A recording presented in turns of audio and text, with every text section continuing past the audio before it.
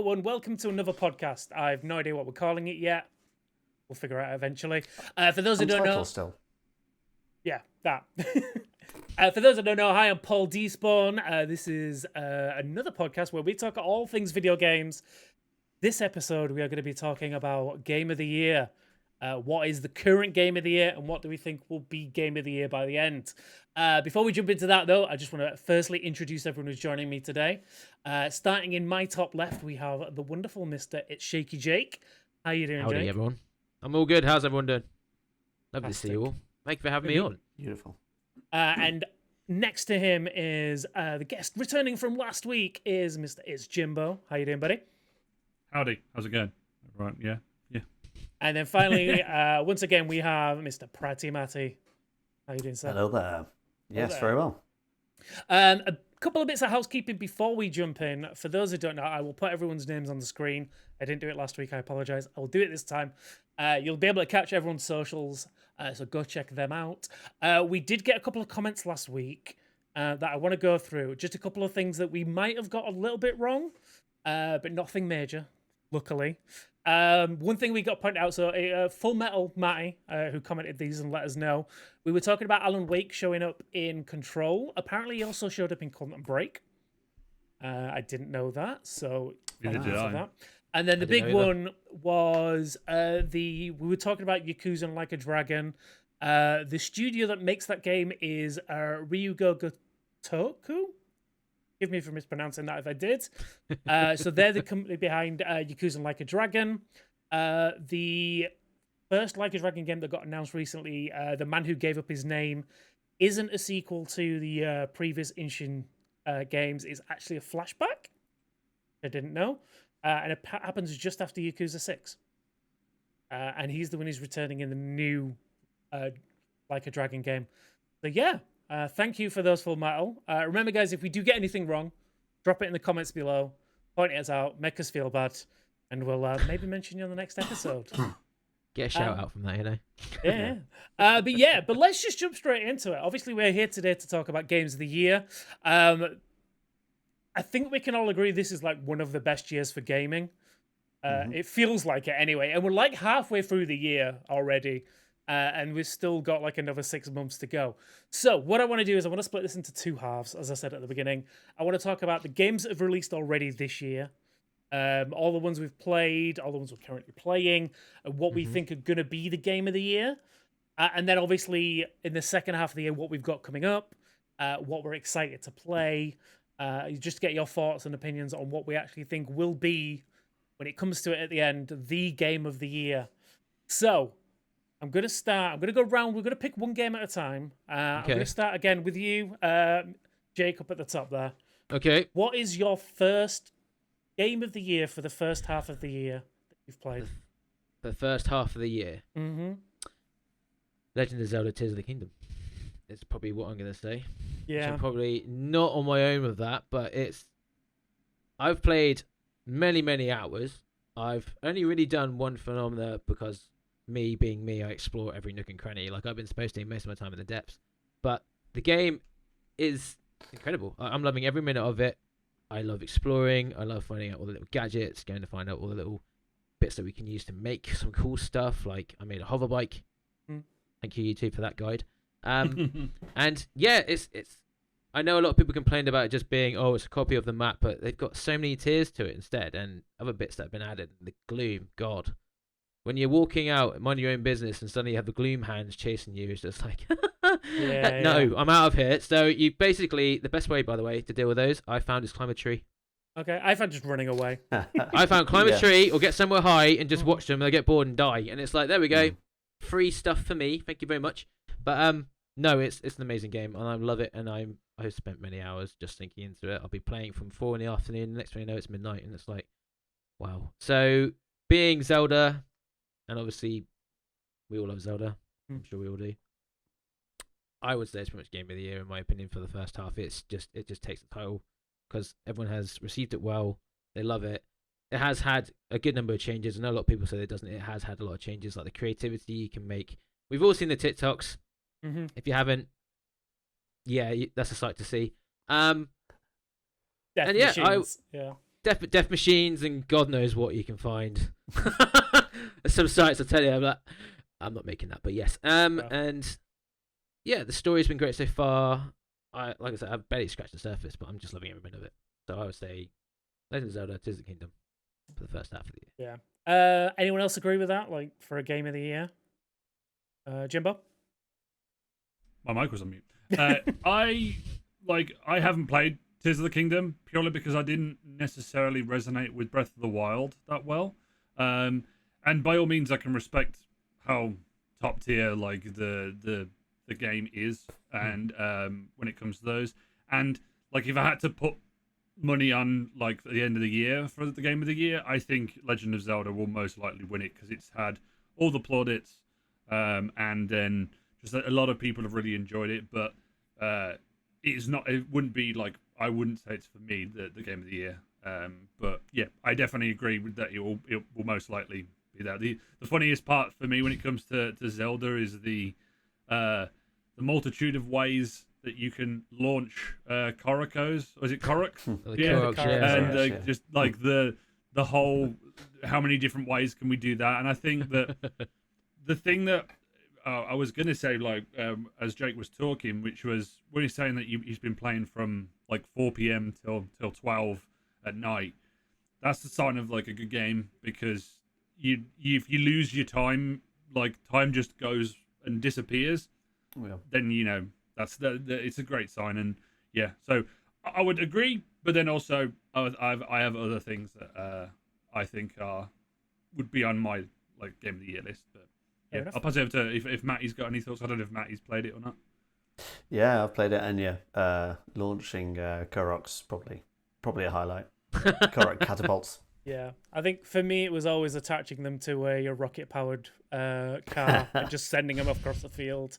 Yeah, was the best part. But yeah, I mean, I'd agree with everything you've said there, Jake. I think the creativity alone, just something about like the last couple of Zelda games, the way that they've made them, have just been able to go, here's all these amazing tools to play with, and just solve the puzzles however you want. Like, we've got a set way, but honestly, if you can think of a better way, it's just as valid. And as long as it's fun, and I think that's what they've done. They've managed to capture the fun so well. And yeah, it's on my list, definitely, for Game of the Year already. If I'm not going to have a little tick next to it so I don't mention it again. But yeah, I think what you were saying about how they've managed to take everything that was good about Breath of the Wild, or even the issues that people had with Breath of the Wild, and just either ramp them up so they're like 10 times better, or basically answer all of the problems that people had. I think they did a wonderful job. And to think it's on what is now, I think, coming up on a 10-year-old console, Switch, is like, how old is the Switch now? How was the Switch? 5, 6 Is it coming up on 7 years, maybe? Yeah, 2016. Yeah. There you go. The Switch Okay. came out. I think, yeah. Okay. I think it was because that was when it was late 2016. Because I think early 2017 was when Breath of the Wild That sounds about was right. slated to launch with it. Yeah. I think it's within that time period, because Alright. I know that's like the amount of years between the two games at least. Okay, well, there you go. But yeah, so 7 years though, it's still like a 7-year-old console. And I mean, when it launched, it wasn't like the technical marvel that we're getting with like the Xboxes and the PlayStations and PCs. But like what they've managed to do on that hardware is wild. It's amazing. I love it. But yeah, no, definitely up there for a Game of the Year contender. Jim, I'm going to go to you now for your first pick. Okay, so this one's going to be kind of because two of them there's issues, but I'm saying if I had to pick like money down and say it, You must. it was quite early on in the year, being that it was a shadow drop, and that is Hi-Fi Rush by Bethesda. And I think the reason that I liked the game so much was that it was just like complete. It was a solid experience from start to finish. It was like 10 to 15 hours with like extra stuff that you could do. And it was like, at least for me, one of those games that has a really significant gameplay loop that draws you in, and it reminds me. It gave me a lot of like the Jet Set Radio vibes from way back when. Yeah. And then I've also played some other like rhythm-based games before that have had this action like a focus to them, and I think Hi-Fi Rush really did it well. The art style was amazing, like it's basically like the shell shaded type deal, and yeah, I just think that you know, a lot of the times we play a lot of games that are like, you know, your 30 to 50, 60 hour experiences, and it was just a nice tight experience that came out of nowhere. No one was expecting it. It's from Tango Gameworks, which are known for Evil Within, which is like a horror games, and they've just come out and dropped this on us. And I really, really enjoyed it, and I think that's where, like, if I had to put it down, because it doesn't have any like what would it be, asterisks next to its name, like some of the others that I have on my list. So that's why I would put it as my like game of the year for the first like 6 months, and I think it will probably get some nominations, whether it's to do with like action game or something along those lines. Maybe art style, it could get an award in potentially at the end of the year. So yeah, I'm just hopeful that we get something. It gets some recognition at least at the end of the year when it comes to the game awards. But Hi-Fi Rush, that's what I've got to go with. Good chat. Anyone else have Hi-Fi Rush on their list? I do. Actually. Yeah, there you go. I played a few hours of it. I'm not used to rhythm-based games before, and I gave it a try. The combat was fluid though, and getting the hang of like the pacing with the rhythm to get more damage was quite a nice little feature. I couldn't naturally pick it up. I had to use the assist. I tried. Don't get me wrong, I tried. But no, the art style was great. The boss fight was fun that I took part in. That was quite a good laugh. I like the humor, I like the writing, and I like the characters that came across. So yeah, I can see where Jimbo's coming from with it being a game of the year contender, by all means. I think what you mentioned there in regards to like using I think having those accessibility options as well is just automatically a good shout as well. I think it's always a good thing to add those in there for those people that, like you say, either you like yourself who struggle or need those assistances in there. So it's nice to see games having that. Cool. All right, Matty, you're up. What have you got for your first game? It's got to be Star Wars, right? Ooh. Star Wars Survivor. Jedi Survivor. Yeah, I mean, it had a lot to build on. It had a lot to contend to. But I think it did a really good job. It was an amazing game, and it was one of those ones that I found out. Right, I'll just do this little section, this little bit here, and 3 hours later, it's like, oh, it's 1 a.m. Where did that time go? Yeah, it's because it's continuing the story of Cal, and although he was difficult to connect to in the first game, I felt, but by the end of it, I found myself rooting for him. A little bit more in depth in some of the other characters in the game as well. Thoroughly enjoyable, expanding on an already fantastic game. Absolutely amazing. I missed out on this. I've not actually jumped into it yet, but I love the first one. I love Fallen Order. So it is one of those that's on my backlog. I will get to at some point, but this year is like trying to keep up with all the games that drop this year is almost impossible. Yep. Full-time job, right? Yeah, pretty much. Anyone else jump into Jedi Survivor this year already, or is thinking about it? I started Jedi Fallen Order because of Survivor, and actually got stuck into that because I've not played the first one, and I've actually enjoyed my time with it so far. I'm probably about 15 hours in, but I'm definitely loving the double lightsaber for crowd control. That is just swing out and just kill everybody. It's great. Or wrong. I mean, it's also one of the games that's on my list. The only my biggest asterisk with the game was performance issues, and that's just it came out, and even on the 360. I'm showing my age now. It would definitely have issues then. On the Series X, you could kind of tell where the game chunked, where it was kind of having some problems.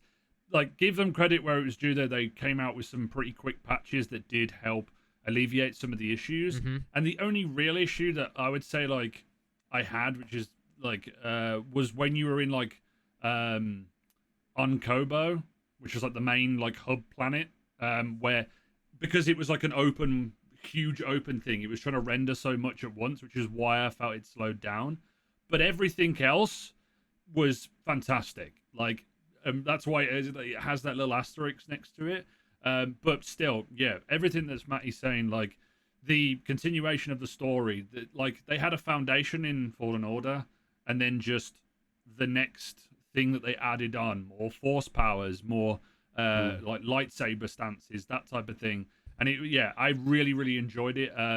There was some things with the story and stuff I won't go into that like in the later portion of the game, but it was also that, you know, really nice to see that Star Wars games, at least for the moment, are having like a little bit of a renaissance, like coming back. So yeah, if I probably would have said Jedi Survivor as like my game of the year, but I was like, yeah, let me look at this list, and I was like, yeah, I'm gonna pick Hi-Fi Rush. But yeah, 100% agree with Matty. Like I absolutely loved Jedi Survivor. Awesome. Now I feel bad about missing out on it. There's always time to catch up. Yeah, right. Sure. Juggle your games around. Yeah, let me just stop sleeping for a few days. Right. Well, for my first one, I'm not going to go with the big ones. I'm going to start at the bottom. For me, a game that came out this year, which I think a lot of people are excited for, was the Resident Evil 4 remake. Mm-hmm. Absolutely. Like, I've been a massive fan of Resident Evil for like since I first jumped into Resident Evil 1, the original version, because yes, I'm that old.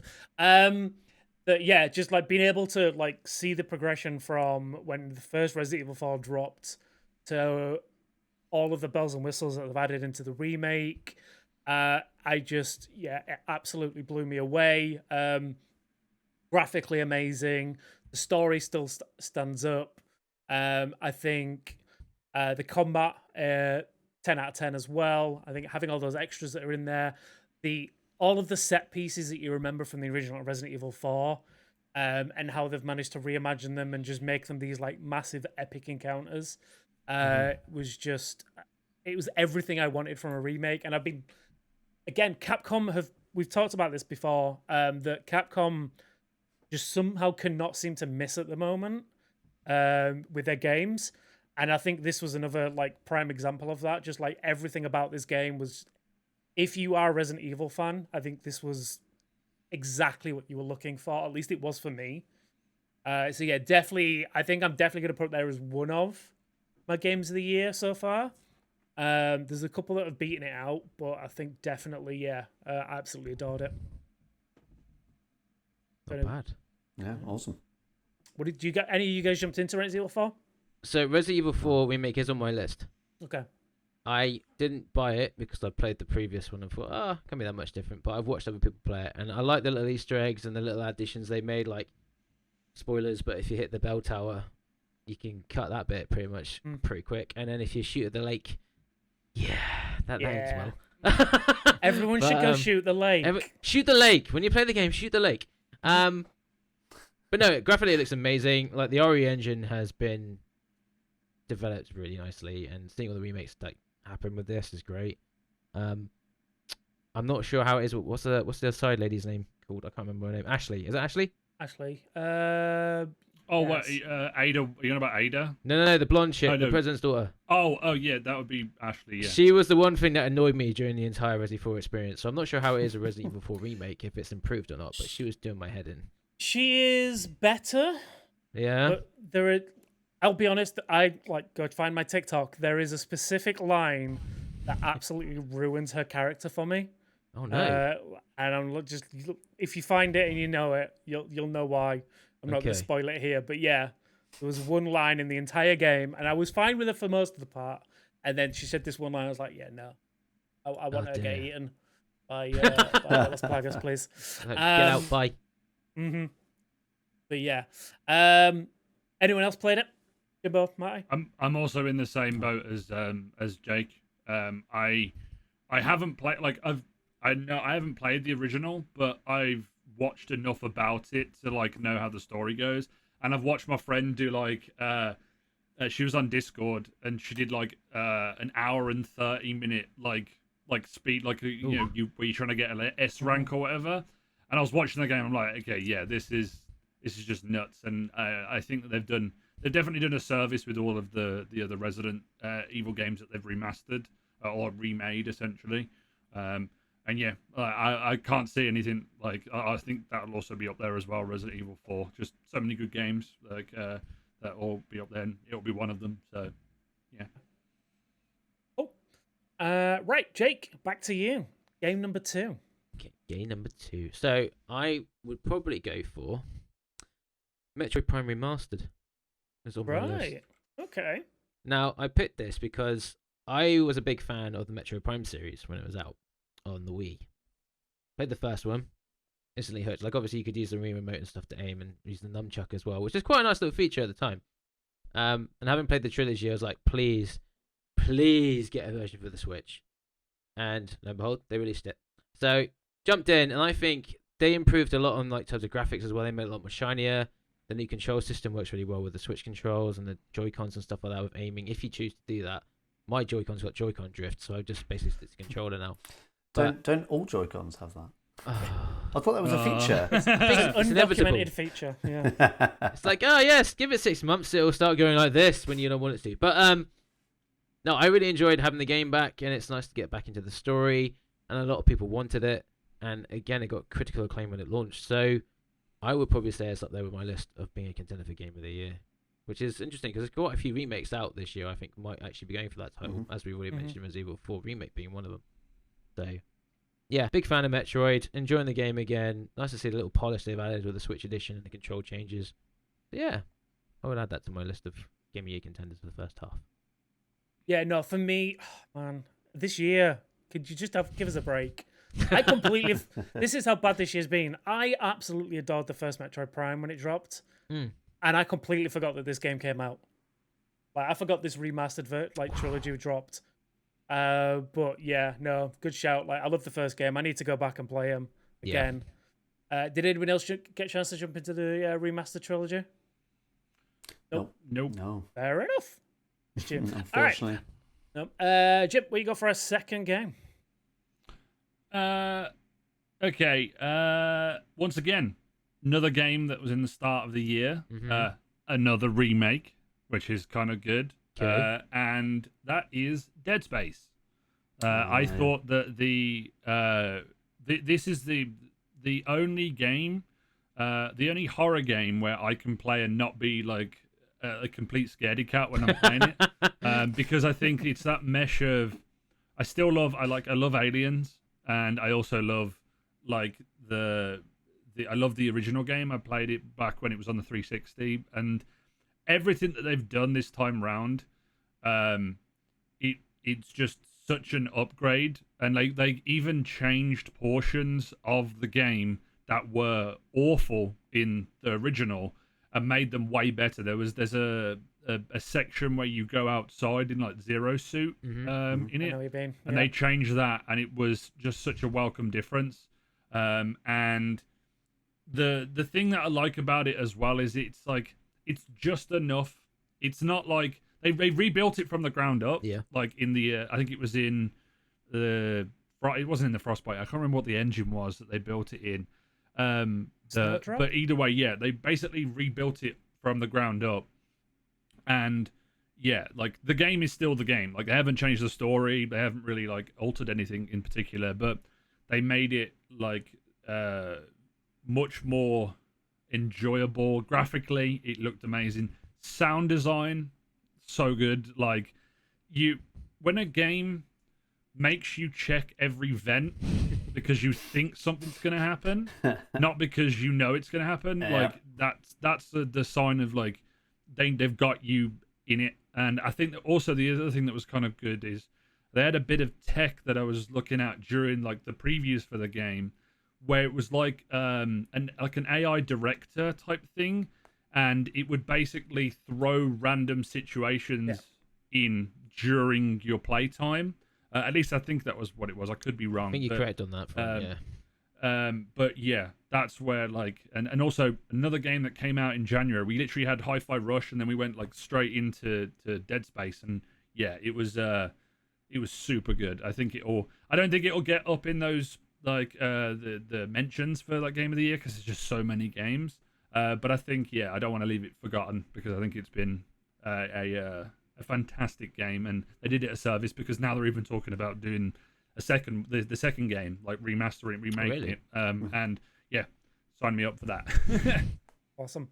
Anyone else jump into Dead Space? I completely missed it personally, but It's on my list, but I haven't played it because I've done the original, but I've watched others play it, and it was good to see people enjoy it for the first time. And graphically, they've improved it, and the new mechanics and stuff, and the additions to the story and gameplay as well, because there's a few tweaks compared to the OG. So I agree with Jimbo on that front. it is. All right, Matt, what have you got for game number 2 in your list? I mean, we've all played some Diablo, right? Not familiar with it. What's Diablo? Oh, what's that? Diablo 4. Devil Mummy Simulator. Yeah, exactly. Stomp on me. The Addiction 2.0. Yeah. I mean, that I'm currently in. I'd say like my instant gut feeling is that that's going to be a high contender. Just the player base alone, everybody suddenly jumping into that. Didn't feel like they did too much in the way of publicizing it, like in the lead up to it. But then around the launch, there was loads of like little bits that popped up. Like there was the sweet shop, wasn't there, in London that you could go to. It was like that slow sort of creeper where little reminders here and there to say it's coming, it's coming, and then all of a sudden, bam, it's here. And it's that addictive dungeon crawling build-up game. I mean, I kind of want a bit more out of some of the characters, I guess, but I think that's what makes me keep going back to the game, is checking to see what else they're going to add, especially now that the new season's coming up, has been released, depending on when we launch this video. But I mean, I can't stop playing it. No, like it's on my list. Definitely, I think it is a massive contender for Game of the Year. I was like very much like not excited for it when it got announced. I played a fair bit of free with my partner, and we enjoyed it. But like when it came to 4, I was like, it's just more Diablo. I'm not that fussed. Then I started seeing the build up. Then I started seeing some of the class breakdowns. And I definitely pre-ordered it early to get early access just so I could play. And I think everything is a marked improvement. Like combat is amazing. Those games are always amazing. Graphically, for it being like a static top-down dungeon crawler, like the lighting effects, blood splatter, just everything is amazing. I think they did a fantastic job with it. I'm looking forward to seeing what it's going to be like seasonal now, rather than it just being like static DLCs. So I'm very interested to see how that plays out. But definitely could see this as a definite finalist for Game of the Year, if not a chance to go all out and win it. Oh, yeah. I'm assuming like literally everyone else has played it, Of course. No, I don't know what you're talking about. I've managed to step away from it for a bit because my community members have all gone to like level 100. I'm still like level 56. But I got to the 50 mark and I was like, I've done the story. I can just take my own pace of it now, where they've been blasting through all their classes and doing World Tier 4. I've only just got to World Tier 3. And it's like, I'll just make my way along with that as it is. But no, like you said, beautiful game graphically, being a static world. The detail they put in is insane. Character classes, combat, boss fights as well, the events you can do, like the world bosses. There's something to see. Like, go into a boss fight with, I think 10 other players I think I've had, and it's just like something to experience for yourself, really, in a game like that. The Butcher. Yes, the Butcher. Love the Butcher. Yeah. But cool. For me then, I'm just gonna jump ahead. I think I've got a couple that I could choose here. I'm gonna choose one that not a lot of people are talking about, and I think is a shame. It's a game called Chia. For those that don't know, it's TCHIA. It is a beautiful, like, open world story game where you play as. I'm gonna murder where they're from, but it's basically from a small set of like islands where you have these like cool powers where you can basically soul jump into different animals and items. and then you've got to basically rescue your tribe and your family with these powers. And it kind of gives me those like slight Wind Waker vibes. So you get a sailboat that you can fly around the islands on. Okay. You solve different missions for different town folk. It's got that similar kind of cel-shaded graphic art style to it, but it does such a really good job of capturing the feel of the islands. So I think it's they're from New Caledonia, the developers.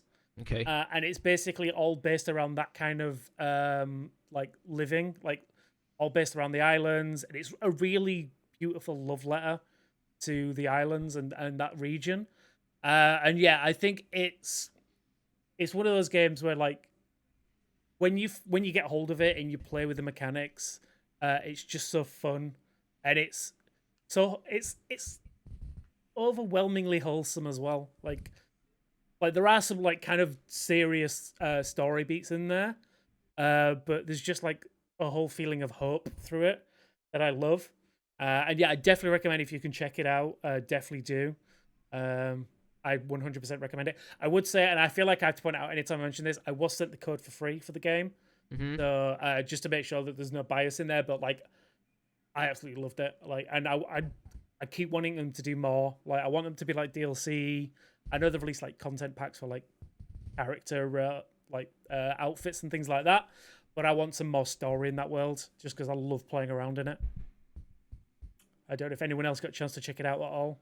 I actually watched you play it, so okay, it was quite nice to see. And yeah, it was very wholesome and cute, and the whole teleporting into living things and becoming them was a nice little touch. Yeah. So no, I agree. Yeah, I can see why you chose it. Yeah, I mean, there's a mechanic where you can jump into a bird, fly high in the sky, and then poop on people. I mean, how is that not Game of the Year? Well, There you go. What do you want? Why are we discussing this? You've basically just solved it. Game of the year There done. we go. Game of the Year, Jim. Cool. All right, I'm going to ask you, and I hate to do this to you, it is now, Jake, time for your third and final current release Game of the Year. Okay, so this one is based on one I've watched a lot. I haven't played it, but I've watched it, and it's Dredge. Okay. Yeah. Have you heard of it? And have you watched it? Yeah, seen So it. basically, it's about a little fishing boat that goes around, does its own little thing, obviously picking up fish and other items to upgrade the boat, whilst also having to deal with sea monsters. Now, that was quite a cool little concept. So I've watched a lot on it, and the game itself's got nice vibes, a good art style, it's very nice, like cel shaded and water effects and stuff. But the monsters are terrifying. Like, they are horrendously terrifying. And if you don't have if you have that fear of thalassophobia, obviously like underwater and you can't see the stuff, it's not a game for you. Don't watch it or play it. But yeah, some of the stuff you can deal with, and I've seen like parts of the story as well, and the story's quite good. And it's got 2 different endings as well, so you can go through it again depending which ending you get. But yeah, that was one I watched a lot because I got quite keen interest in it. I did try and play it and apply for a code, and I haven't picked it up yet. But yeah, it was on my list, and I thought actually that could probably go quite far because it's a title that's got a lot of attention. A lot of people have enjoyed it, and yeah, I added it to my list for the first half of the year as being a Game of the Year contender. I do like that. I find it weird, like saying what could be Game of the Year without us actually playing it. But I think like with the way that people like consume media and things like that, you get a really good opportunity to just like see a game, whether it be like Let's Plays, live streams, things like that, that could give you a really good like concept of what a game's going to be like. So yeah, it's cool to see that it's on your list. I didn't get a chance to check it out myself, but I did see a lot of people playing it. Did anyone else here get a chance to play it at all? No. Oh, okay. I know it was pretty popular for for a period, for 2 or 3 weeks. It was like a lot of people were playing it. So. Yeah. Fair enough. Jim, what's your third and final game so far then? Well, I just wanted to go off what you just said about how we like consume media, because there are so many games now. Like, it's impossible to play every single title to its full extent. So being able to subsidize that with watching it or hearing it from other people or and just getting a feel for it is definitely I think that's the reason why I can agree with Legend of Zelda, just from being able to watch stuff and seeing people enjoy it and stuff. But if I had to go with the third game, because we've already had Diablo, we've already had Jedi Survivor, this one is kind of like, I suppose, a long-awaited sequel, and that's Dead Island 2. Dead Island 2, for me, was a perfect, like, it didn't have the Duke Nukem effect, right? Where the game was talked about for 10 plus years, like, of it being a sequel. We had it memed when Goat Simulator did the trailer, but they did their own thing. And the game came out, and it's just it was just really solid and hit all of the boxes, ticked all the boxes, I should say. The flesh system that they had, where however you interacted it with the different chemicals or the way you hit zombies and stuff, is something that even, like, it was that good that some other games have tried to, like, up their level of gore. I know Dying Light did something to do with the level of gore and stuff. But yeah, for Dead Island, like, there was 5 or 6, I think, different characters that you could get. You got, like, the different skills that you could put into making like a build. And yeah, like, playing it co-op as well was really fun because, you know, I can run along and drop kick a zombie and my friend can smack it with a hammer, like, all the different just creative ways that that you can play the game. But the thing that I think is, like, makes it such a fun, like, it wouldn't be like my top pick. Like, I just wanted to, like, I had it on the list as like an extra game. But the thing that I like about it the most is that it just landed. Like, it wasn't how many times have we seen there's a sequel and it's just awful, or we've waited for a sequel for years and years and it's never really done what we've expected it to do. Yeah. And it did everything that it needed. It had a corny, cheesy story with, like, zombie B-movie type deal with exactly what you need. Like to do with, like, the infection and all that type of stuff. There was variety in gameplay and options to be able to dispatch zombos, and then it was just, like, can we say this? It was just fun. Yeah, it was a fun video game. Okay, and fun. that's why it would be unlike, it wouldn't be my top pick, but, like, if I had to go over the last 6 months, then yeah, it's up there in, like, my top 3 for sure. Yeah, it definitely was on my list up there. I agree with everything you say. Like, it was just fun.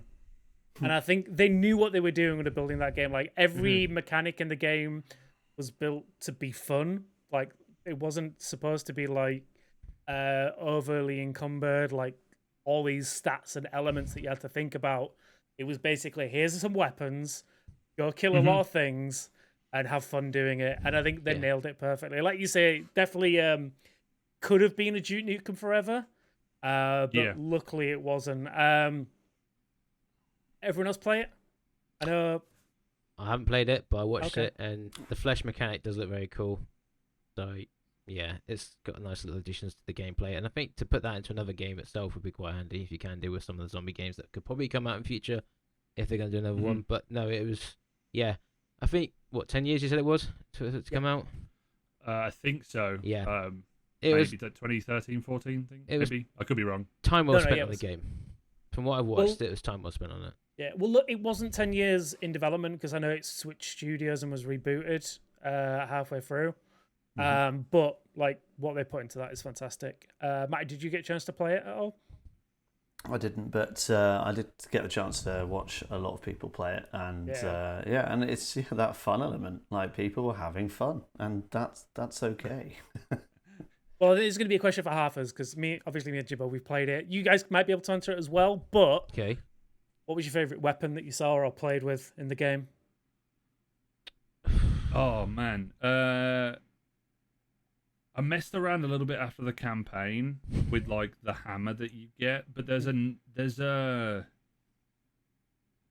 like a samurai sword or like a knife that I think it was, going back off my memory, where when you hit them, it would do a backblast at the same time, so that you'd hit them and then they'd fly backwards because, like, you hit them with it. Oh, cool.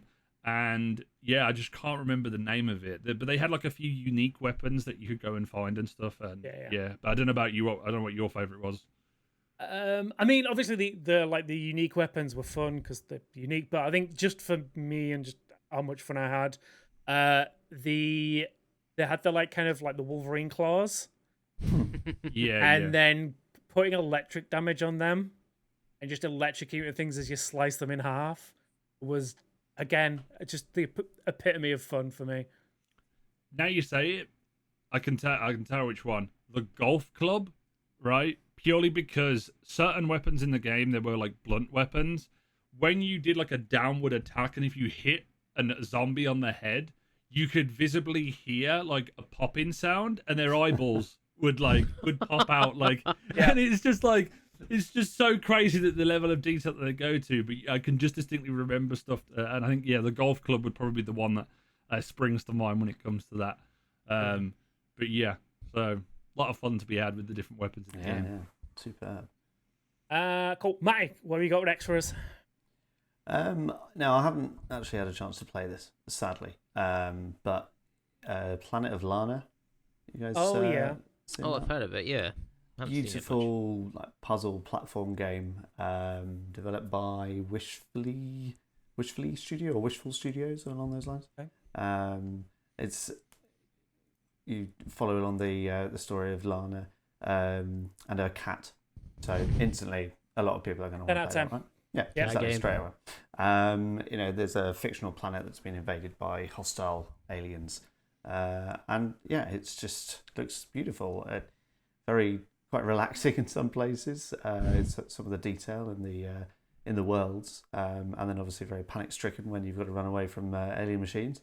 But it's a beautiful looking game. No, good shout. I've been hearing a lot of people say good things about that game. Again, I haven't had a chance to check it out. Am I right in thinking it's on Game Pass? I think it is, yeah. Okay, cool. So it's definitely want to check it out in the future. Totally. I'd ask Jimbo, but he's run off quickly. So he's just cheesed it. He's like, I don't like that game. I'm leaving. Yeah, he's scared by the alien monsters, obviously. I mean, I get it. Maybe he just doesn't like cats, which is... Could be that. We'll have to have a conversation about that later. But Jake, did you get a chance to play that one at all, or have you seen it? No, I haven't seen much of it or played it. That's something that's missed under my radar, to be honest with you. That's what I like to say. Google it after too many now. games. Too many games. Too many games. Well, one game that I think... Before you jump in, sorry. Yes, I'm very blue here. Can I just turn the light on? You can. Because the light switch is over there, and I've just noticed it's getting darker and darker and darker in here. That is all good. While you're turning on the light switch, I'm going to mention a game that I think, for my final game, I think we all have heard of this game, because their marketing has been everywhere. Just a small indie title called Final Fantasy 16. Oh, that indie title. Yeah, just a small title. No, just a small game. Yeah. Clive Rosfield, the game. Clive Rosfield, just Game of Thrones fantasy final one. The combat in this game is ridiculous. Like, honestly, some of the best combat I think, flat out ever seen. What they've managed to do in this game, I don't like. Does everyone play I mean, I know 3 out of 4 of us have definitely played it. Matt, have you had a chance to jump into it yet? No, the last Final Fantasy I played was on PS1. Okay, fair enough. Wow. Okay, that's a while ago. Yeah, and I didn't fully appreciate or understand what was going on. My little brain was too immature to deal with some of the themes, and I'd love to give them a go. But again, too many games, and that seems like a monster of a game that as soon as I pick it up, that will take over my life. Yeah, I don't know the length of my playthrough, but it definitely... I'm going to say it's a good 30, 40 hours played through it already. But no, I was going to say, combat's amazing, story's fantastic. I think I had some issues with the game, but they were like minor quibbles. Okay. Like, I'm a huge fan of the Final Fantasy series. I started with 7 and then went back and then carried on forward through the majority of them. Very little RPG in this RPG game. Yeah. It is very much an action game with RPG elements tacked on. However, that didn't take away from the enjoyment of the game that I had. I think, again, as I said, the story from start to finish was amazing. The voice acting and the design is automatically a 10 out of 10 for me. I think it's some of the best voice acting, and graphics I've seen from this generation. And yeah, honestly, if you have not yet tried to play this game, you should definitely try it. There is a demo which does a really good job of selling the game, because I was very much like, I didn't really get on with Final Fantasy 15. I'm not a fan of MMOs, so I didn't really play much of 14. I really didn't like the 13 series, and I know there's people out there that won't agree with that, but that's fine. But I was very much, when it was coming into 16, I was like, I think Final Fantasy has left me behind. I think it's moved on to different pastures, and it's not really for me anymore. But then they announced the demo, and I was like, all right, well, I'll check out the demo. It's a free demo. It's like an hour long, and literally finished the demo and pre-ordered the game. It was that good. It does like I say, fantastic job of selling the game to you. I would definitely recommend everyone checks out the demo if you've not played it already. It does a really good job of allowing you to carry on the progression as well directly into the full game, which is great. So you don't have to replay it. And yeah, 10 out of 10. I think they've done wonderful things with this. Revitalized Final Fantasy for me personally. I'm now excited for the next one, however many years that's going to be.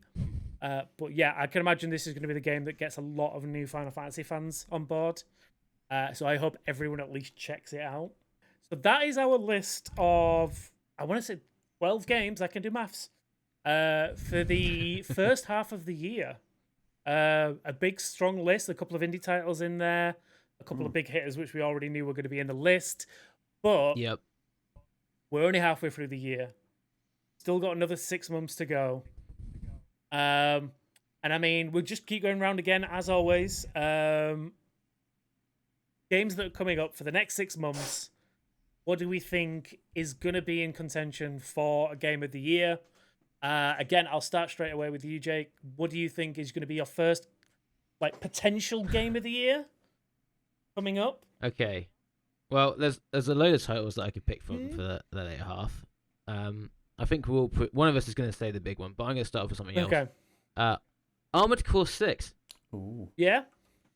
Choice. Now, the reason I'm going with this is because obviously it's from Software are making it, who have had a big release of obviously a little game called Elden Ring in the past. No, Dead Souls, all that sort of stuff. Dark Souls or Demon Souls. Yeah. So I'm keeping an eye on this game because I am recently a Elden Ring convert as of last year, and I am actually quite hooked to the game. I've been playing about 115 hours into it. Haven't finished it yet. No. And I think I'm 124 level. But I'm currently stuck on a boss fight. It's doing my head in, but I will kill them eventually. But watching the Armored Core series, which has been dormant for a while, since 5. I think 5 was out. Yeah, a good while ago now. I think it's 2013, I think, from when I've been watching the YouTube videos to get recaps. But to see the new one come up when it got showed and unveiled with that trailer, I was like, okay, I like mech games. I like mech anime. This is my sort of vibe. Previous games haven't really been the dream one because some of the previous AC titles have been too slow and a bit janky, and then there was one that was insanely fast, and the whole customization was very, very, very deep. You could fill up every single little bits and bobs. But watching the latest gameplay footage that Bandai dropped recently and the little trailers and stuff like that, I think it's going to be one to keep an eye on because, one, you've got a fan base that's already well established and they're excited for the new launch. I reckon a lot of new people will be able to jump into this because of the simplicity they've added in terms of the customization. Sure, there's a little bit of depth in there still, but watching recently, the customization has been simplified a little bit for new players to get stuck in and not be like, oh my god, what parts do I fiddle with? And the combat system has taken on an Elden Ring sort of thing, so the lock-ons are there, along with soft lock-ons as well, from what I've seen. And graphically, it looks impressive. The recent footage shows a huge level, which could possibly done multiple routes. And it's definitely one I'm going to keep on, hopefully buy and play, because it's on my list. Why would you not want a game where you're a mech going around trashing other mechs and pulling off amazing power moves and basically living out your Gundam Wing dreams? It's just this is me with a badass soundtrack as well. So it's I'm adding that to my potential for later in the year. Yeah, that's a good shout. That's a very good shout. Anybody else got that on their list? No, but I've got it. I definitely know that it'll be up there. It just completely slipped my mind when it comes to that because there's just so many games coming up. No, that's fair. I'm gonna say, while we're in your Jimbo, what is your first like potential game of the year then? Coming up in the second half. Now, I am scratching my head over this because I'm going away on holiday on the 7th of August, and there's a small game called Baldur's Gate 3 coming out. And I think from everything they've shown off, it's obviously the 1.0 release with all the drop, and I think it's going to be hard for any game, even the other games that we'll probably mention, to stack up to it as an RPG, because it's like the ultimate D&D fantasy experience. Like, there's all the classes that you can expect. There's the different plot points. Apparently, this is just a number that's been thrown out, that there's going to be 17,000 different endings. But I think that obviously plays into what choice I make compared to another person, and then it just kind of, they'll have some key endpoints most likely, but that'll obviously play into it. And I think that I've had it on my radar for a while, and I think that I want to jump into it, because I was going to jump in when like the early access first started, which was over 2 years ago, I think. But yeah, I think that it's going to be as I said, the ultimate D&D experience. You know, I'm probably going to roll something like a paladin or a druid or something like that, and then play into and go and explore it. The issue is that it's coming out. I have like 4 days to be able to play as much as I can of it. But yeah, it'll be probably one of those games that I will play periodically throughout the rest of the year and going into next year, because I know for a full fact I'm not beating it. And also, the crazy thing about it is it's co-op as well.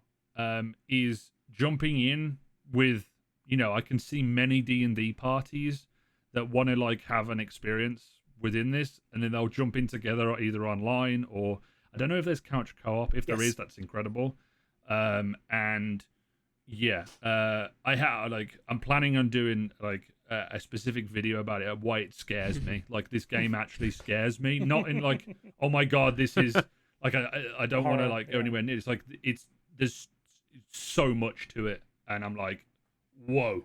But yeah, I think that it'll be a definite game of the year contender. Yeah. I think the 17,000 is actually the 17,000 voice lines rather than 17,000 endings. Right, okay. If there's 17,000 endings, no one will ever finish that game. Yeah. Imagine the YouTube video for that. I know, Somebody right? saying, I did all 17,000. Yes. 84 years later. But yeah, I'm with you on that. Like, I was annoyed at the beginning when you mentioned it, because this was like number one on my list. So I got a chance to jump into the early access when it first dropped. I have not touched it since like the first few playthroughs of it, because the early access when it dropped, there was like, I think 3 major missions and a couple of like skirmishes that you could jump into, like a good couple of hours of content. But then I've not jumped into anything since. So it's going to fresh for the 1.0 release. There is couch co-op. It's one of the reasons why it's being delayed on Xbox, because with the Xbox they have like a parity rule where you have to be able to play the same kind of game on Series X and the Series S. And apparently some issues with the couch co-op on Series S. So that's why we're seeing a delay on that. But yeah, I'm with you. It is the ultimate D&D experience. But anyone who didn't see the latest dev blog that they did, where they had like a bunch of creators and people turn up to a conference. Yeah. Don't really like swearing on the internet too much, but you can fuck a bear. Yep. Yeah. I mean, technically it's a druid, but you know, you can fuck a bear. Whatever you floats your boat. Exactly. I mean, yeah. Game of the year. Done. Game of the year. That's it. Have sex with a bear. What more do you want in life? But Does yeah, it honestly, have any cats? I think there may be cat-like Well, creatures. jeez. What? I mean, Are we in And the Nico video. territory right now? Is that what we're doing now? Yeah. But yeah, no, I'm 100% with you. I think that is definitely got the potential to be game of the year. I'm worried that probably what you're talking about with the video idea of like how there may be too much content in it. That Yeah. it is a scary proposition for some people. That I worry that there'll be a lot of people that give it a miss or skip it because this year is so packed that they just don't have the time to jump into it. But I think that'll be giving this game a disservice. Anyone else? They talked about it.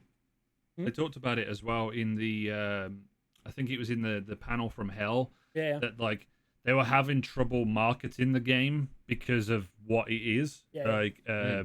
Which is obviously for avid gamers that are interested in it, they're going to be there, and I think D&D fans and stuff. But for like a more wider casual audience, you'll probably need a little bit more of a marketing push. So that might not be why it gets the flowers, you could say, that it will probably get from like a bigger audience. But yeah, I agree. Everything that you said is just I'm excited. Either you two planning on jumping into it, Jake and Matt? I am probably going to give it a miss. Okay. To be honest, because I think it's going to be too much for me alone to play. Like I've got a whole bunch of other stuff, like the games I've got lined up for my later half of the year. Yeah.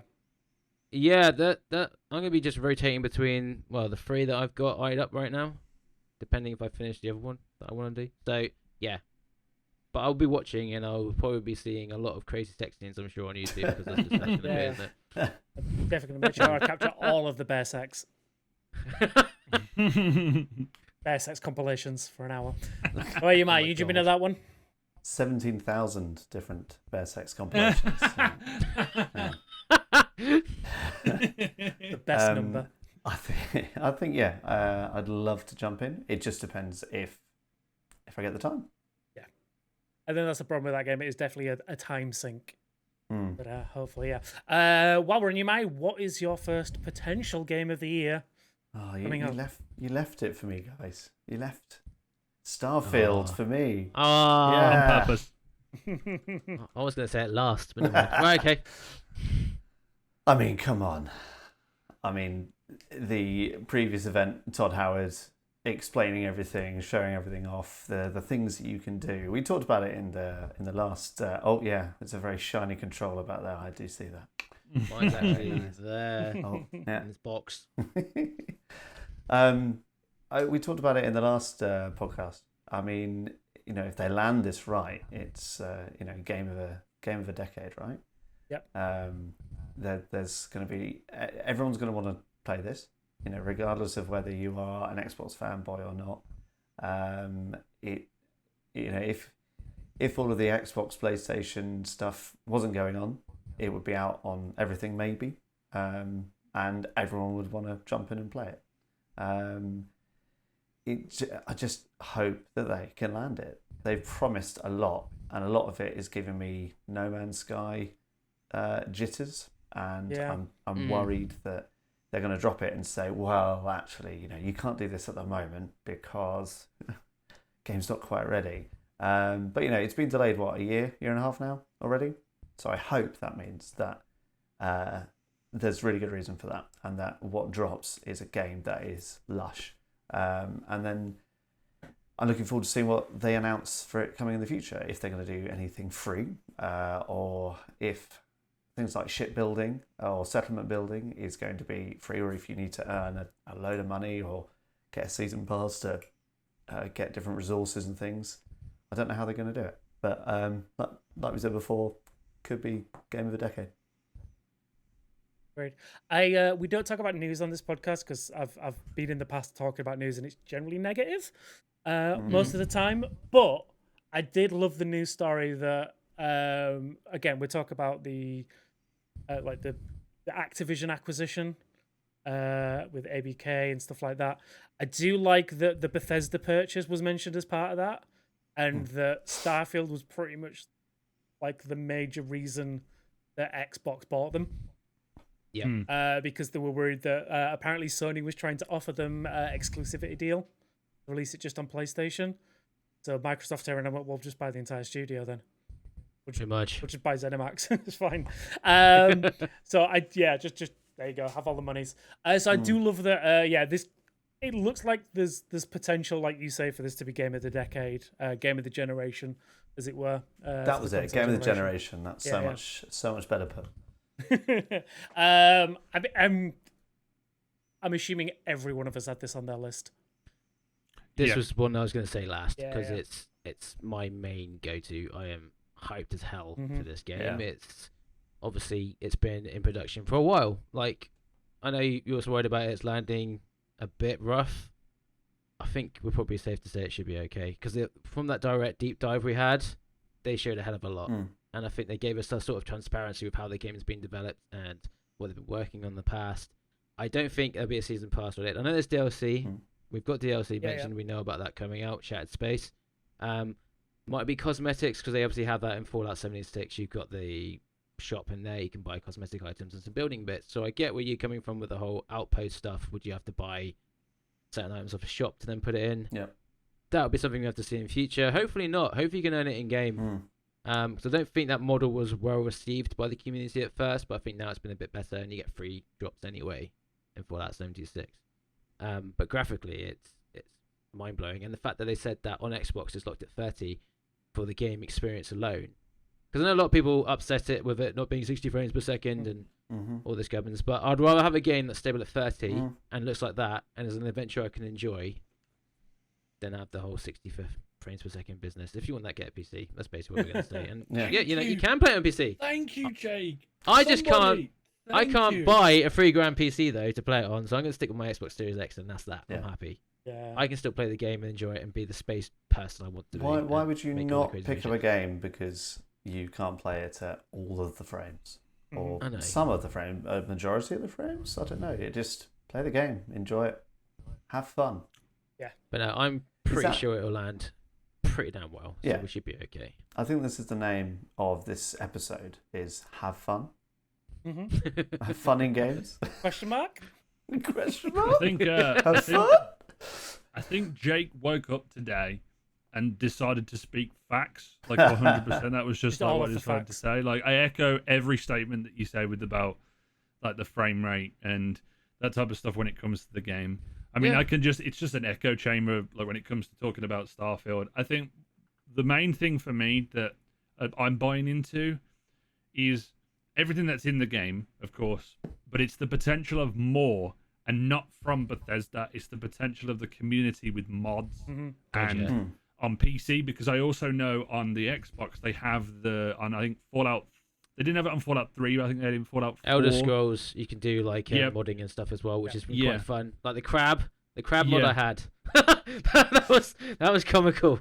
I won't say it's like the Creation rude, Club, right? Yeah, it's brilliant. And I think that is just going to be what helps this game stay and propel onwards. You know, in the first month, like Thomas the Tank Engine's going to be a spaceship, and like insert like IP here is going to be in the game, and that's what I'm excited for. Alongside everything else that is the Bethesda game that it's going to be. I agree. I definitely think like the modding community is going to make this game 10 times better. But what they've got already, I can't see them missing. Like we've said before, like this is Bethesda's first new IP in 25 years. Yep. Like there is like, if this is a miss, then how do you come back from that? That'd be basically grave. Jump in. That'd be like fails. That'd be like BioWare and Anthem. Sorry. I went there. Ouch. You guys keep taking all the good games. Like Matt, you took the best one. You left it for me. Come on. What else was I to do? Save the best first. Come then, Paul. All right. Oh God. What can I mean, if we're just jumping straight into some of what could possibly be one of the best games of the year, let's say Spider-Man 2. That's on my list. I think Spider-Man 2 has the potential to be a genuine game of the year. Spider-Man 1, the original that Insomniac did, is easily one of my favorite PS4 games.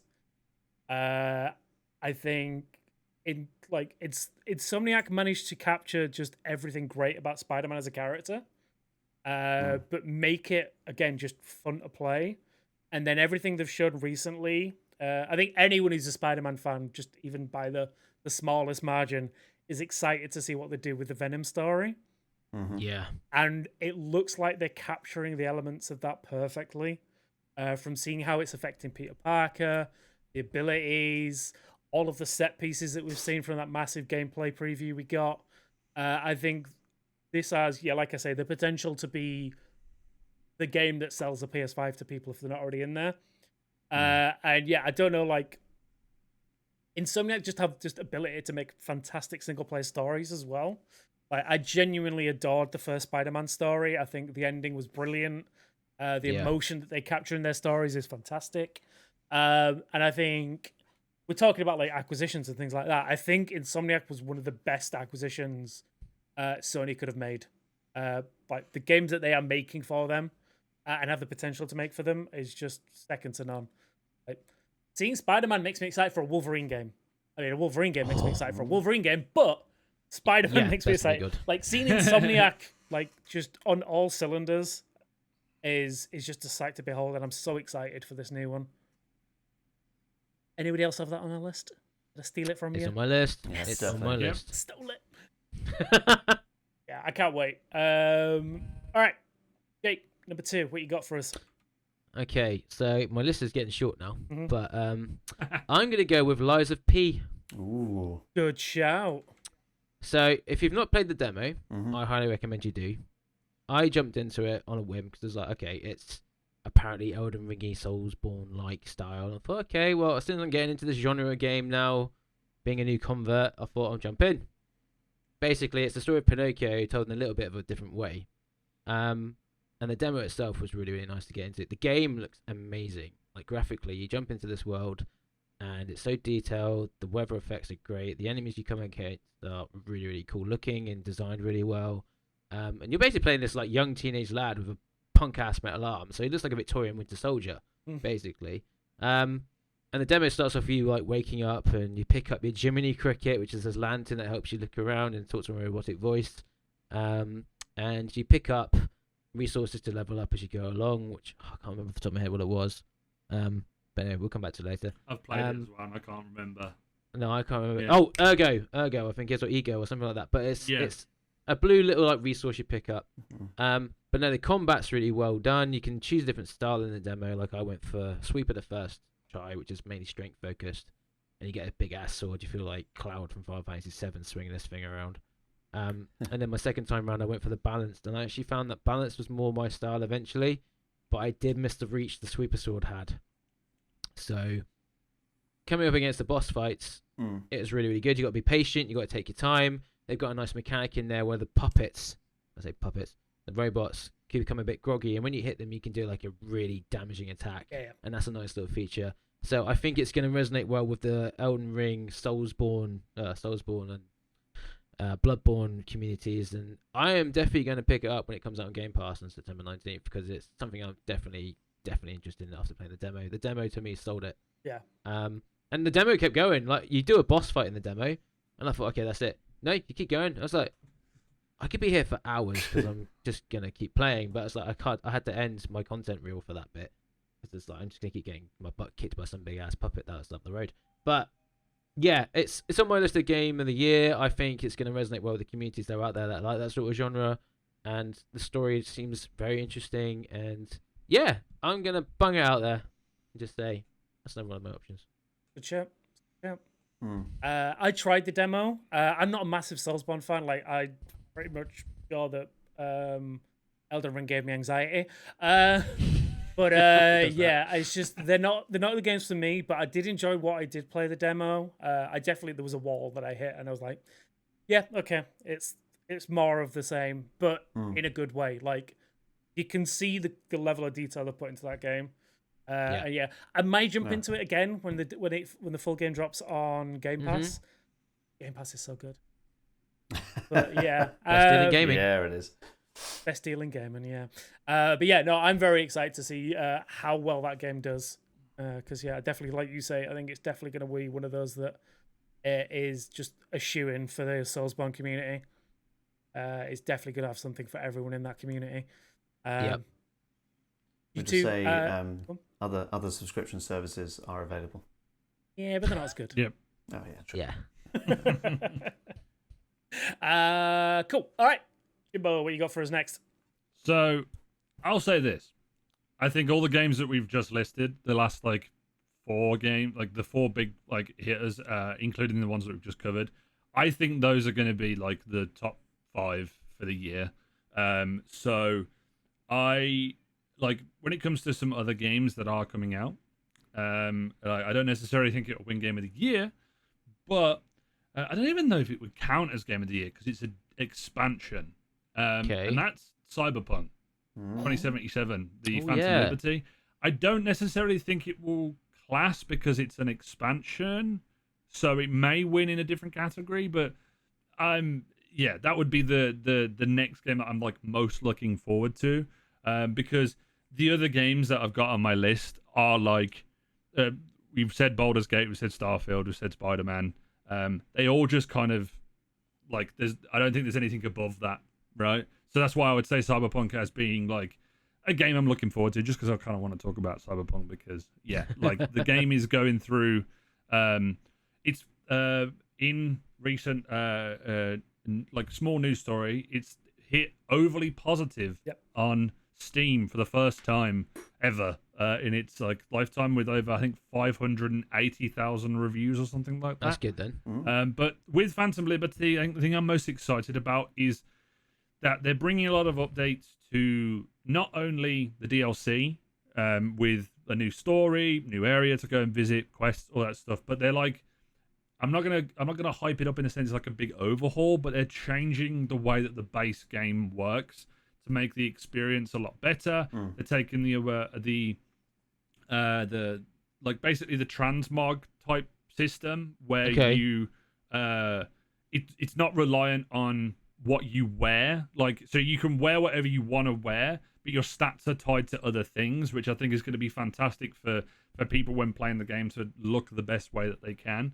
And I suppose it's just kind of like I'm excited to find, like, 'cause I played about a third of the game when it came out originally, and if they're rebooting it, like, well, not rebooting it, but like overhauling it from like the way that the skill system works and the way that you level up and such, then I'm 100% ready to go in and do like a full playthrough from like start to finish, and then go into the Phantom Liberty as well. And yeah, I think that I don't necessarily think it'll probably be on that Game of the Year talk, but I just wanted to talk about Cyberpunk, man. Can you blame me? Like, the game looks super cool. So, you know, like, shame me if I'm wrong, okay? But yeah, I'm excited for Cyberpunk towards the end of the year. But yeah, as I say, all the other games that we've listed, like, it's hard to find any games I think are going to come close to any of the ones we've just discussed. I have a couple of my list, so. But no, I'm going to agree 100% with you. I am so excited for Phantom Liberty. I had a ton of fun with the original game, like or the base game, should we say? I didn't get half of the issues that were reported originally. I enjoyed the story, but there was definitely a few things that could definitely be improved. What they're saying with this new overhaul system of like how cyberware is going to directly affect you. Like the new skill trees, like you say, the cop system's going to be massively different.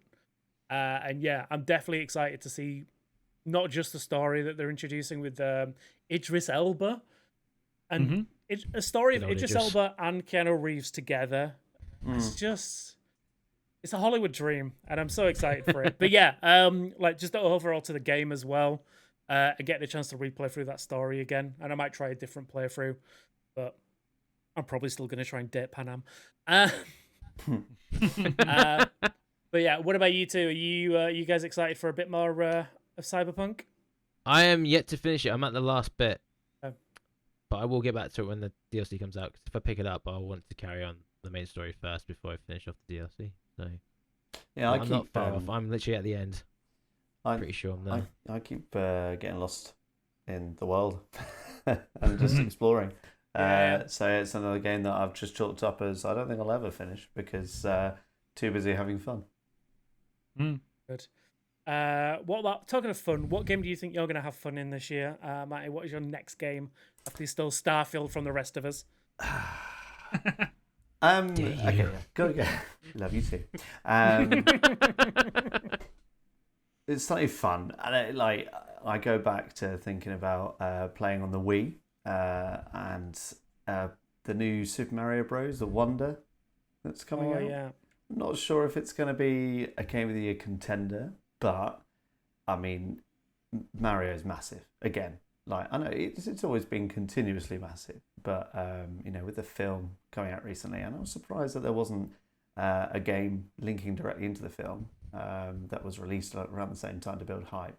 But Super Mario Bros. Wonder seems to be a platformer that's sort of gonna reinvigorate it a little bit and bring a lot of interest. I think a lot of people are going to play it, mainly because of the hype that's surrounding Mario at the moment.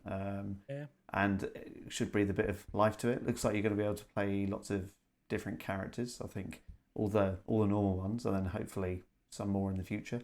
Talk about the elephant. Talk about the elephant. Yep, Elephant Mario has to happen. There seems to be lots of different power-ups again. And wonder seeds as well. So that can make all sorts of crazy things happen. So and it also it's another game that you can play. It's been mentioned before, but locally, like couch co-op. Is it going to bring back a return of couch co-op for a lot of things? Like things like Lego 2K had that in there, surprisingly. Absolutely brilliant to see that coming back. A lot of kids are going to want to play this, and especially if they got their friends over, they can then play it together on one screen. I think it's going to be massive, especially for younger children as well. Should be a massive game. Yeah, I'd see that. It does feel like a nice kind of like harken back to like the Super Mario worlds. So I'm very excited to see that. I like to say just a classic 2D platformer. Elephant Mario. Come on. How can you not love Elephant Mario? He's the hero we all wanted. All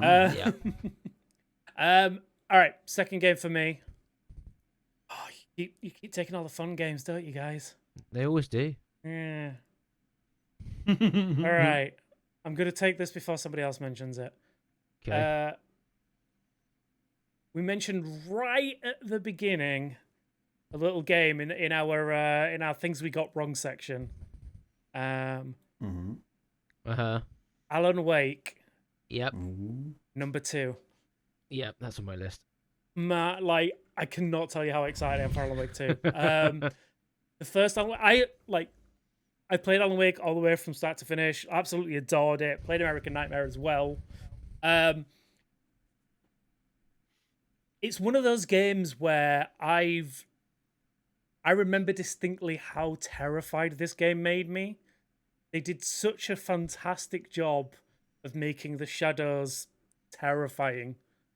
This, like, even though the original one was more of a kind of like a bit of a subversive horror game, this is like their first like full-on survival horror.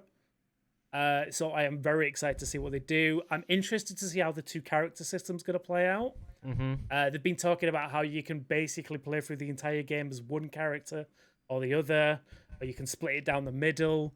So I'm very interested to see how that's going to play out story-wise, if there's going to be different endings depending on how you play it, and how different character choices are going to affect the other one. It looks gorgeous. The enemies look terrifying. I'm so excited for this one. I absolutely adore Remedy as a studio. I think the joint world that they've built in all of their games, from things like the original Alan Wake, Control, Quantum Break, and everything in between, has been fantastic. And seeing Alan Wake 2 now, finally them getting the rights back for it, being able to make like the true sequel that they've wanted to make for it. Oh man, I can't wait. Honestly, it is definitely like one of my most anticipated games of the year.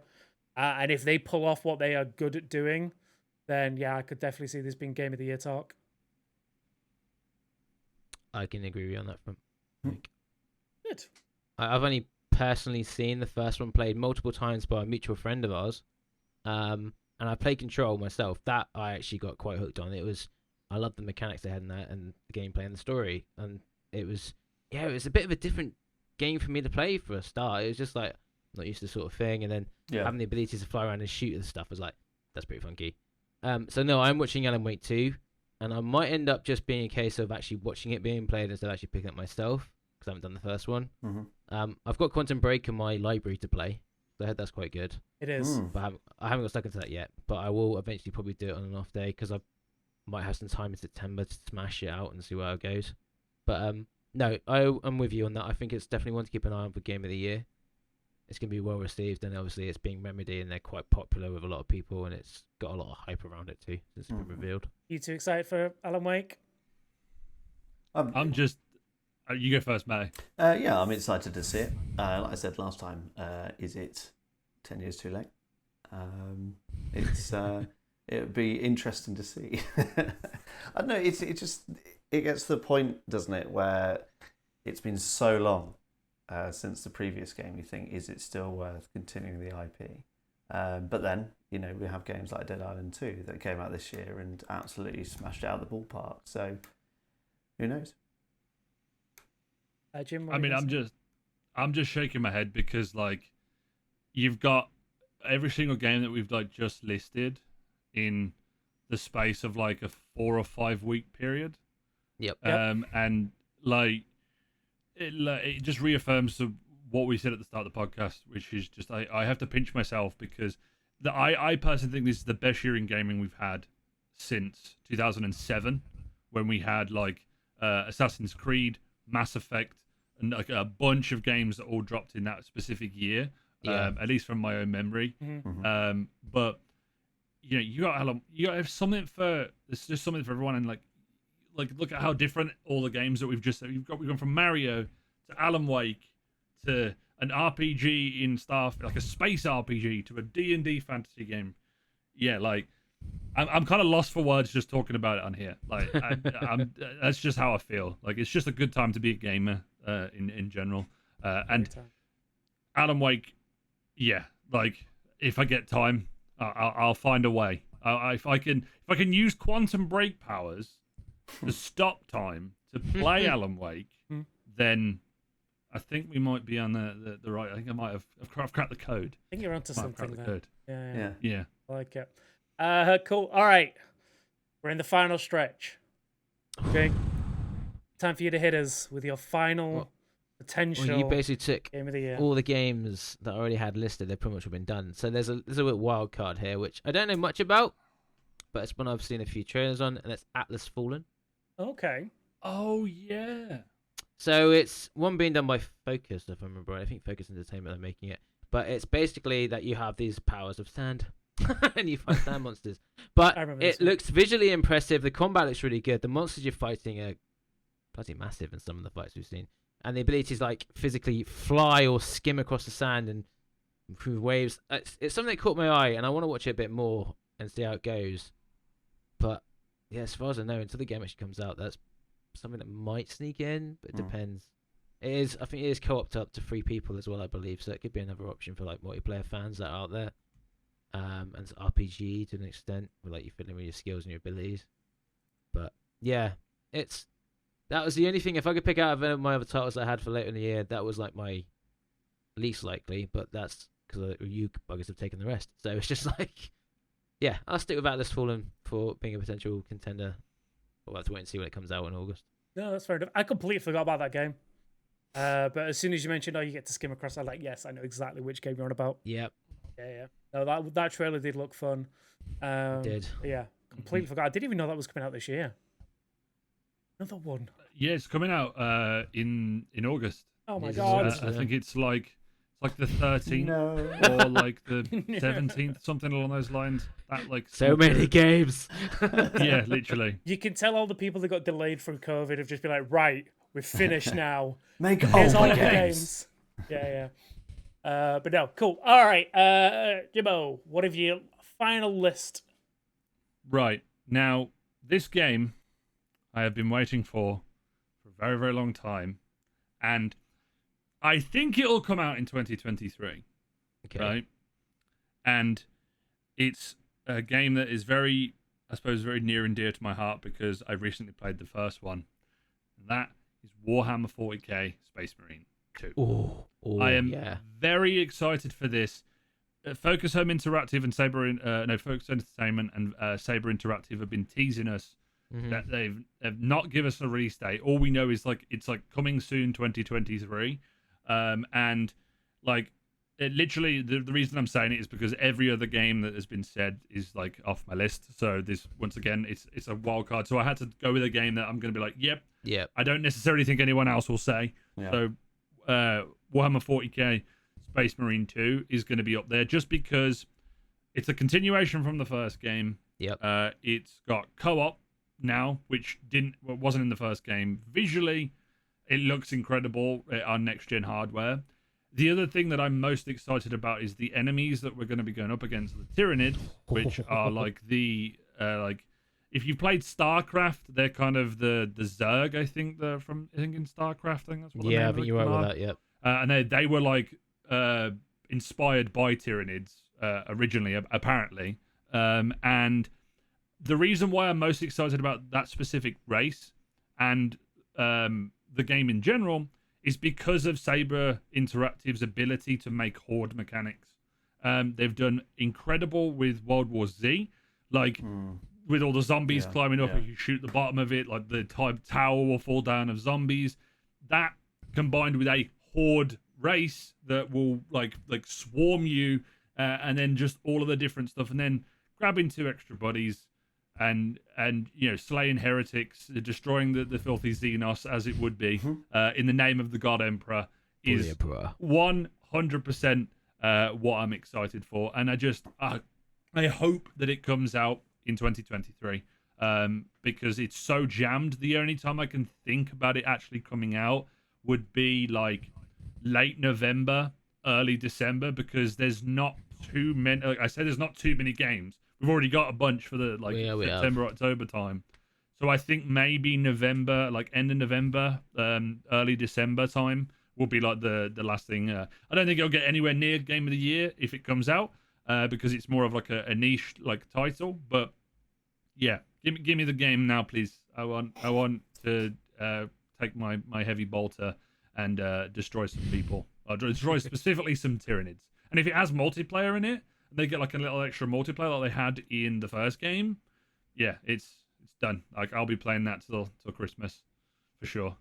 That's it. If I can add to that you just see the trailer alone, you see the amount of enemies on the screen coming up, and as soon as I saw that co-op was there, I was like instantly onto it going, "You've given me co-op on Space Marine. I'm so happy." And they're like, "Yeah, we have. You're welcome." I was like, "Yes!" It's because now me and my brother can play it because my brother's a big fan of it too. So the two of us are literally going to jump in. Might drag my stepdad in as well if we can get him together on it. But yeah, just to tear up and smash up some Tyranids with chainsaws and heavy bolters, it's gonna be nuts. It gives me that that Gears of War vibe, like way back into Gears of War 1, where like when that first came out, like that original, like okay, you grab 2 friends, you jump into the campaign, and you just like slay out. That's it, and that's one of the best experiences in gaming, at least for me. And yeah, like can't wait. Hopefully, fingers crossed. I pray. I'll pray to the God Emperor that it comes out this year. And any heretics that delay it, put a chainsaw with your name on it. Yep. Purge them. Amazing. Cool. All right, Matt. Third and final. What do you got for us? You left me a good one. I hope I'm not stealing this one from you, Paul. Find out in precisely 30 seconds. Assassin's Creed. Damn it! Oh. I'm sorry. He's taking everyone's games tonight. It's fine. I've chosen 2 really big ones there. I'm sorry, but I had to choose that. Yeah, I mean, I've been looking forward to like going back to the roots of the original Assassin's Creed, returning, as it were, as in returning to the same sort of theme as the original. It'd be great to explore that world again. I mean, previous Assassin's Creed games have gone their own sort of route, and they've still been absolutely amazing games, but there's been a lot of argument, I think, that they're not like true Assassin's Creed games, in the fact that there's too much exploration, there's too much else that you have to go and do, there's no hidden blade and all that kind of stuff. Whereas this one seems to be actually really focusing on the fact that you are an assassin and this is what you have to do. You have to sneak around and find an entrance point. You've got to be careful not to get spotted, or otherwise you end up fighting your way out. So the original Assassin's Creed was amazing for. It's like those final boss bits that you had to do in each city, and you had to run away and go back to the bureau and hide. you had to find your own specific way to get in and get the big boss. And that was always really fascinating. It 100% of the time went completely wrong for me, and I always ended up fighting my way out. But you always start off wanting to do that stealthy approach and not get spotted. It seems like they've got different ways to help you do that this time. I think time slows down the more that you the more hidden assassinations that you do, the more that you creep around. You've got your eagle flying around, similar to other games. You've got your assassin sight abilities and things to be able to spot people. So I'm really excited. I want throwing knives. I want poison darts. I want smoke. I want the hidden blade. And it seems like and a dual assassination from above. There's no other thing better, right? Because the other games just seem to forget that was a thing, and you just suddenly couldn't do it anymore. And that for me, playing them the last couple of years, I've just been like, where is that feature? I want that. I really enjoyed Syndicate, which I think a lot of people would probably disagree with, but it was a game that I really enjoyed. Maybe because it was set in London, I don't know. But the world of that and how you could interact with things and assassinate things was great. It's just a lot of fun. And the previous games, although they've been great, just haven't really hit the mark as an assassin for me. So I'm looking forward to being a proper assassin in Mirage. And it's relatively affordable. It's not going to be like 120, 100 quid. It's around the 50 quid mark, right?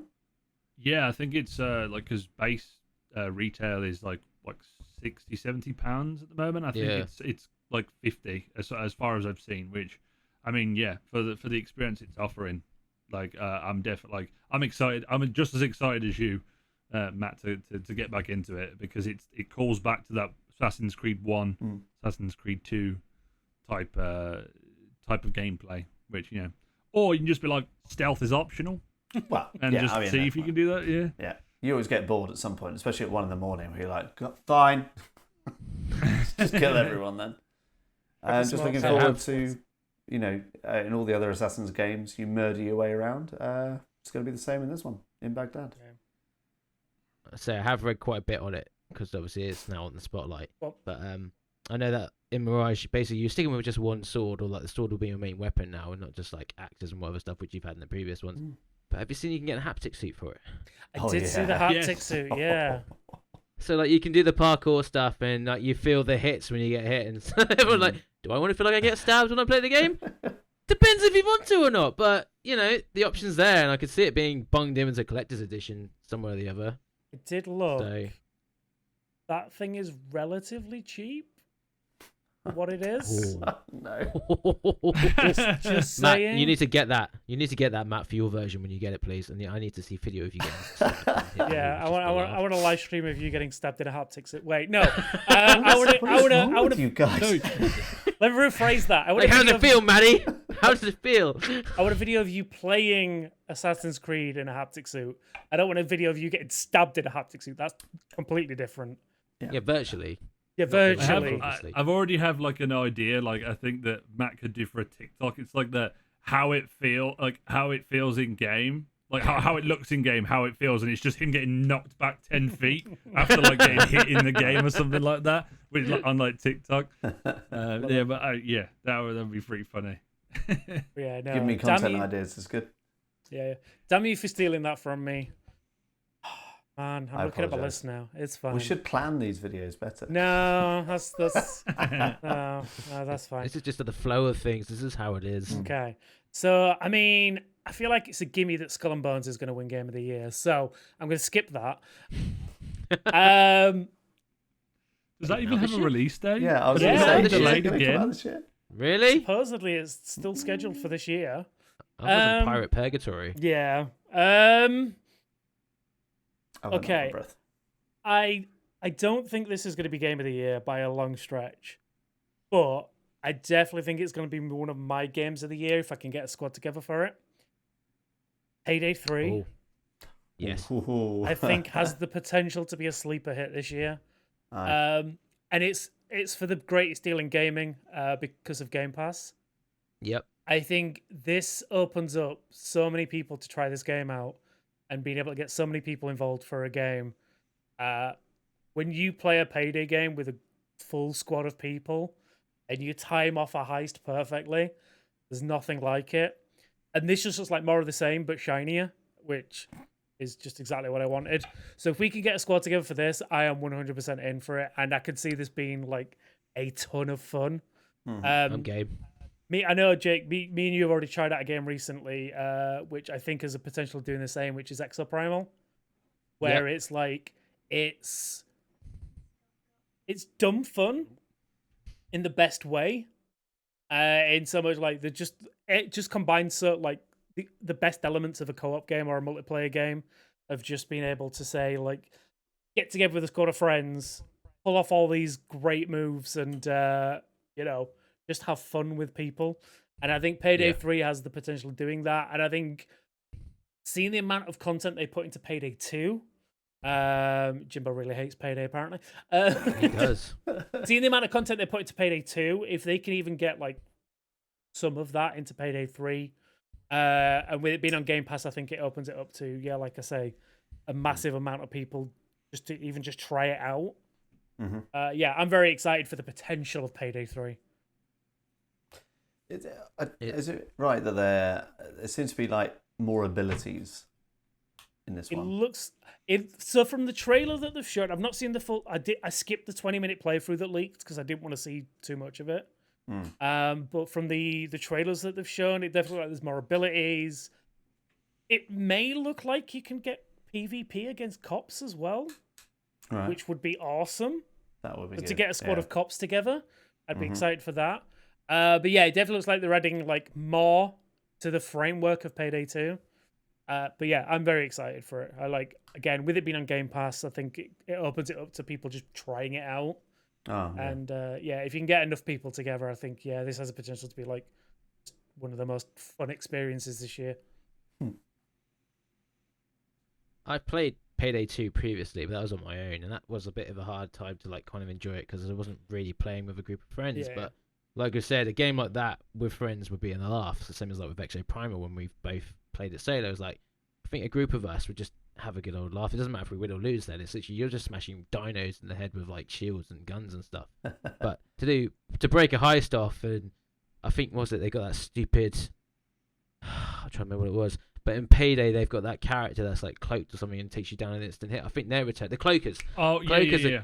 I think they're coming back for Payday 3. Right. Which would be interesting because that's going to cause a lot of chaos when they show up. They have that distinct sound of that as they like come towards you. So I think with you, Paul, on that, I think it's going to be a good fun game to play with friends. Oh, I'm when down. It comes out later this year. And thanks to Game Pass, we can all just pick it up and have a laugh. So I am well and truly up for signing up and trying to rob a bank. I'm in. Yeah, man. Yeah. And playing Payday 3 as well. In a game. I also think it's not in real life. I think it's crossplay as well. It's crossplay as well, so you can play on PC and also Xbox, which is going to be fantastic once again. Sign us up. Awesome, we're all in. Brilliant. We're all going to go rob a bank straight after recording this podcast. And as I say that is the end of our podcast. We have a big old list of games that could be potentially Game of the Year. I mean, I think we're all going to say it's going to be Starfield, right? Yeah, I think Starfield's going to take the title one way or the other. But I think we're all unanimous on that. That still mean like there's still so many great games this year that we're going to get to play.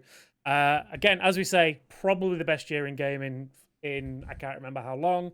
But guys, thank you so much for joining me this week. You can find me, Paul Despawn, everywhere at Paul Despawn. We've got Mr. Shaky Jake. Is it? It's Shaky Jake everywhere. It's Shaky Jake with an underscore on Twitter, and then YouTube is it's Shaky Jake, and Twitch is exactly the same as well. There we go. And then it's Jimbo, which I believe it is a 1 for the I and a 0 for the O. Yep. So ITZJ1MB0, or it's actually, I think it's Jimbo on YouTube. So I think I snagged the verification. Yep. And then finally we have the Mr. Pretty Matty, where can everyone find you? Pratty Matty everywhere. Apart from YouTube, it's Pratty Matty GG. There you go. Guys, thank you for sticking around with us and watching us today. Until next time, happy gaming.